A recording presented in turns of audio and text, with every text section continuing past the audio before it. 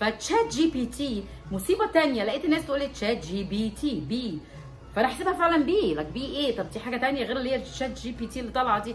ما انا في 60,000 حاجه، كل حاجه بقى 3 حروف، اس او بي اتش ام كي مش عارف ايه، لقيتها تشات جي بي تي، مش شات اسمها تشات، ومش بي اسمها بي بي. يعني تشات جي بي تي stands for، كلمة stands for يعني مش تلخيص، هي بترمز ل جي اللي هي generative، بي اللي هي pre-trained، تي اللي هي transformer.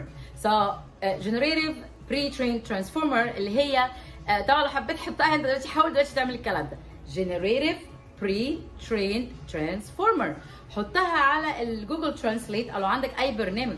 اتمنى طبعا اكيد في منكم ناس حماله بتسعى وبتجتهد ونزلت تطبيق بتاع تعليم الانجليزيه مثلا على تليفون